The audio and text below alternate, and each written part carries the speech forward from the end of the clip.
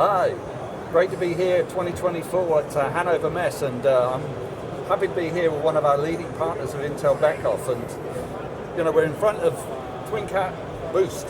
So I want to really hand over to these guys to talk a little about some of this great new technology that they're using from Intel in some of the use cases you guys are driving. Bella, maybe you can walk us through what you guys are doing here. Yes, of course.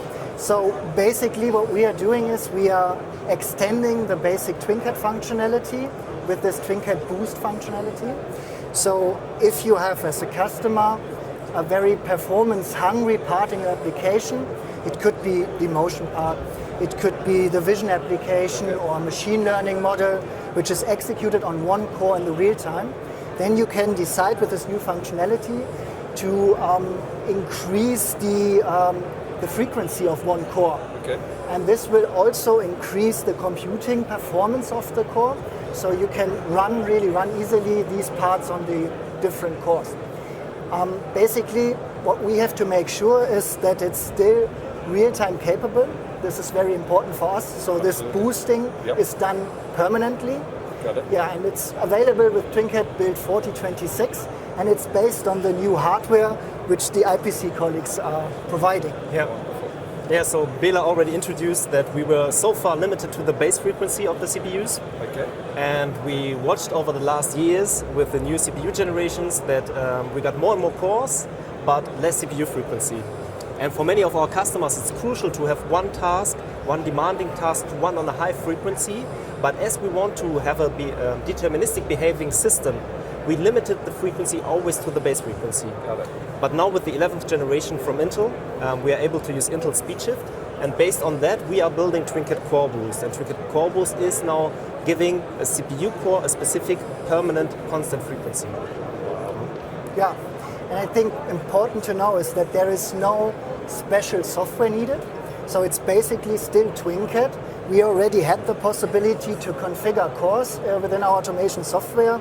So we could decide whether a core is used only by Windows, whether it's a real-time core, but shared with the Windows world, or whether it's isolated, which means only TwinCAT is using this core.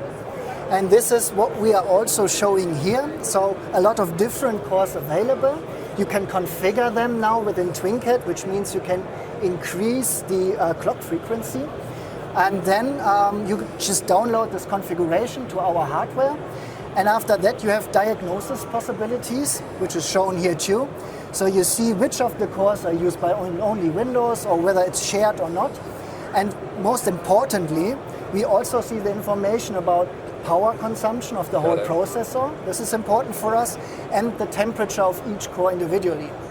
And the TwinCAT system in the background automatically is monitoring those values. So in case we are reaching a certain limit, could be the power consumption, for example, then it's throttling the non-real-time cores. Got it. I was going to ask that question. So basically, it's always protecting the operational workload at all times. To guarantee the real-time capability of the whole system. Wonderful.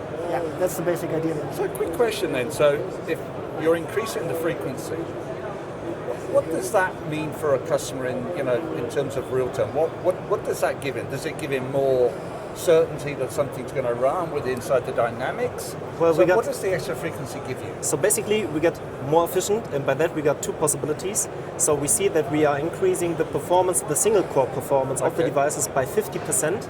So this is a massive leap, and this gives customers the possibility to integrate more functionalities. Got it. So we got customers who are eager to integrate more access on their system, maybe want to integrate machine learning or whatsoever, and they can use or make use of this added performance, or they can save costs. And this is one of the basic principles of PC-based control that we are showing right here.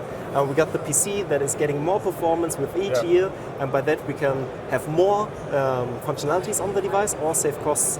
And in this case, a customer could easily switch maybe from an i7 to a new i3 CPU, save hardware costs, operating system license costs, and also TwinCAT license costs. No, it makes sense. So basically, you're getting this new compute, you're getting all this new power, you're ensuring that you're running your functional safety or your deterministic workloads, but you're now enabling the rest of the core to do other things, particularly with artificial intelligence coming along.